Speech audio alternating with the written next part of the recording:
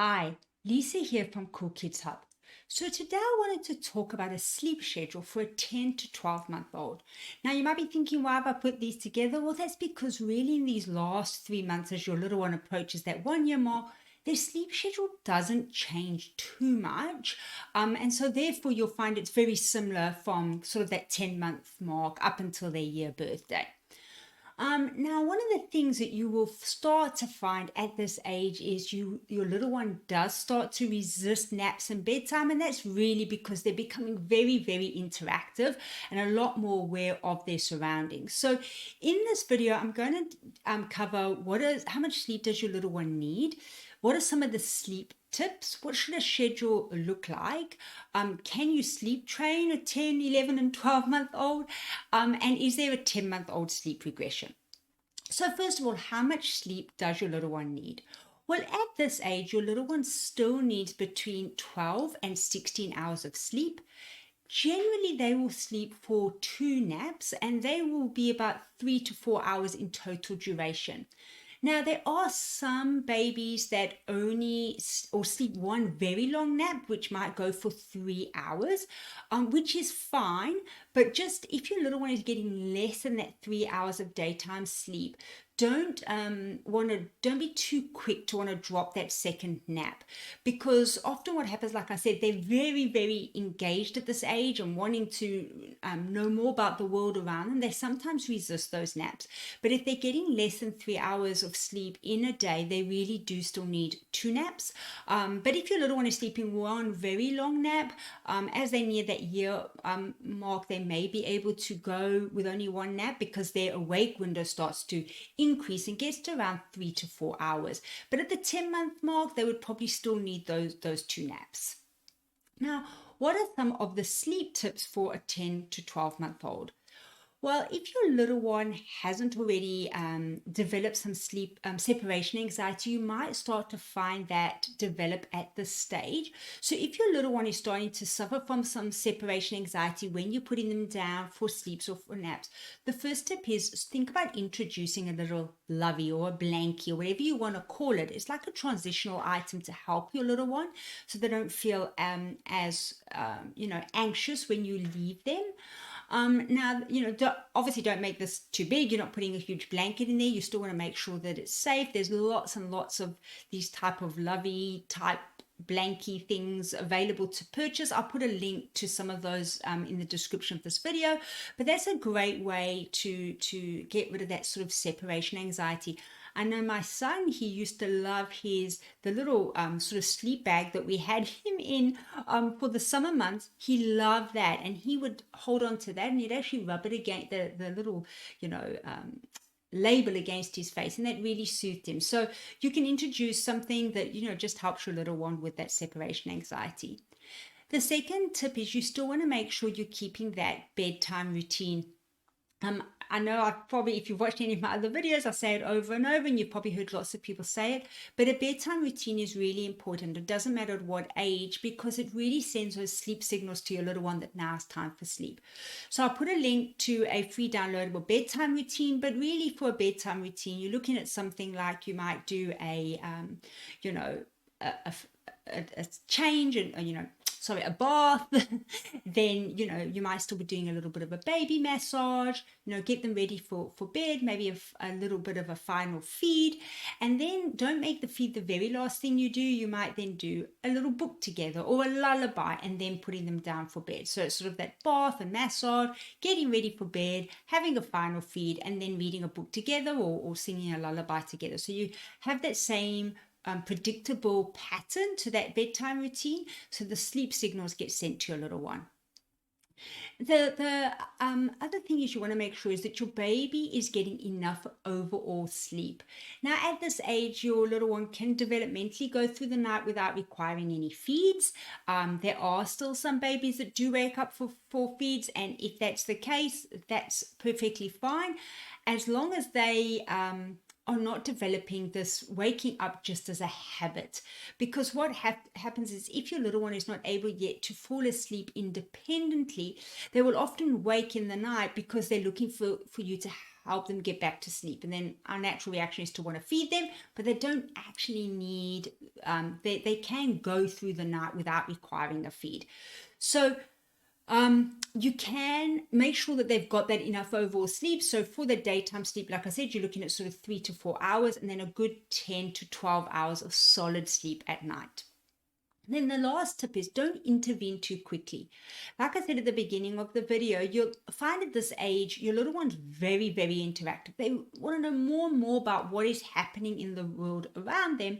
So they kind of resist those naps, and they also take a little bit longer to settle. So to kind of wind down and settle in their cribs and go to sleep. So if you think they're not settling, don't just want to rush in there and kind of intervene or get them up or settle them. Just give them a little bit more time than they probably needed when they were a bit younger, just because it takes them a little bit of time to wind down, which is why also having that sort of bedtime and nap time routine is so important, because they're sitting together and reading or sitting together and singing a lullaby can really help your little one to unwind.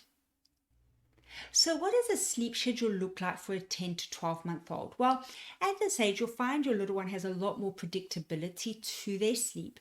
And so therefore, but a schedule is still just a guide, because every baby is different. And especially as they near that 1-year-old mark, some babies might be dropping that second nap and going down to only one. But the schedule that I'll put a link to in the description of this video is based on your little one taking 2 naps, having those 3 solid meals with probably 4 feeds in the day and a couple of little snacks in between, because by now your little one will obviously be on those solids. Now, one question some parents ask is, can I sleep train my 10-month-old or 11-month-old or 1-year-old? And sleep training is something that's a very personal choice. And when parents hear of sleep training, for some parents, they can really conjure up some images of crying and just something that they can't, think about coping with.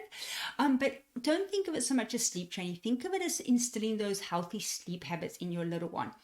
If you've got a little one, like I said, that is still waking up multiple times in the night and you're still not getting them sleeping through, it might be the time to think about sleep training your little one. Now, there are 5 sleep training methods that you can choose from, because I know when people think about sleep training, like I said, they think of all this crying. There are very gentle methods, right up to, yes, quiet out methods for sleep training your little one. But this is about, like I said, creating those healthy sleep habits, because by now your little one can go through the night developmentally without requiring a feed. And what often happens is, if your little one is used to being rocked to sleep or fed to sleep or, shushed to sleep, they don't know how to fall asleep on their own. So when they wake in the night, they're looking for you to shush them or feed them or rock them back to sleep. So remember, the longer you leave that, the more they're going to resist, because they're now used to waking up and having these little interactions with you at midnight, or feeding and having their little midnight snacks. So they will resist, a little bit more than if they were younger when you start to instill those sleep habits in them. But you can still, with some consistency, get your little one sleeping through the night.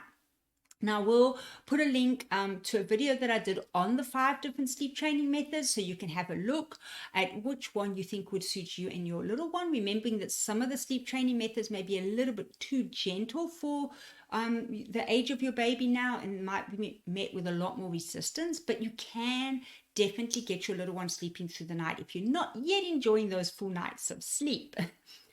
Now, what are some of the sleep problems you may encounter at this age? Well, the first one, like I said, is that there's this separation anxiety. And if you suspect that your little one is suffering from separation anxiety, like I said, introduce like a lovey or something to just help them with that as a transitional item. Developmental milestones still play a big part in sleep disturbance at this age, because they're learning to, some of them are learning to walk. They're definitely pulling themselves up at this age, often standing and not being able to get back down. And all these things can interrupt their sleep. Just remember, if your little one is pulling themselves up and they don't always get themselves back down, try not to make a game out of that. Let them try and figure that out on their own. And if you do have to go in to intervene to get them lying back down, especially maybe at that 10-month mark, then just go in and try and show them more than actually just putting them down, interacting with them, they think this becomes a game, and it quickly escalates into a game. And then when they're away, give them plenty of time to practice those new skills so it doesn't disturb their sleep so much. The other thing that can still be causing your little one problems at this age is teething. Some babies definitely sail through teething and you don't even know they've had any teeth appear until you see them in their mouths, whereas other babies really do struggle with sore gums and other really bad rashes on their faces and things like that. So if you suspect teething is interfering with your little one's sleep, think about teething rings. The ones you put into the fridge to cool down are great. But if you suspect that even more than that your little one's really struggling, chat to your pediatrician about other maybe pain relief that you can give them. And then another big one for parents is early rising. Babies at this age often rise somewhere between 5 and 6 a.m., which may feel very, very early, but it's actually perfectly normal for little ones to wake up between that time. Now, if you really don't want to start your day at 5 a.m., you can try offering some kind of a feed at that 5 a.m. mark and see if they will sleep for another couple of hours. Obviously, make sure the room's as dark as possible, all these things that can interfere with sleep. But the reality is some babies or some children are just early risers. And if they wake before 5 a.m., really you'd consider that sort of a night waking, right? But from 5 a.m. onwards, it's actually perfectly normal for little ones to wake up at this time because their bodies are now actually, done with the majority of their sleep, and they it's time for the day to start. And to be honest, some babies and then as children just are early risers. My son's an early riser. He has slept through the night from 3 months old, but to this day he still gets up anywhere between 5:45 and 6:15. So, some children just are earlier risers than others. Now, the final thing I wanted to just touch on was sleep regressions. Probably in this first year, you've just heard sleep regression, my baby's having a sleep regression. But the reality is there isn't such a thing. The only true sleep regression happens at the 4-month mark. And, you've obviously lived through that already, but that is when your baby's sleep is physically changing. It is going from being that of a baby to becoming closer, sleep in terms of sleep stages and sleep cycles to that of an adult. Their body is physically going through a change in their sleep at that 4-month mark. And therefore, at that 4-month mark is when you will find the sleep regression, multiple night wakings, which you've already experienced. There are many disturbances to your little one's sleep, especially in that first year.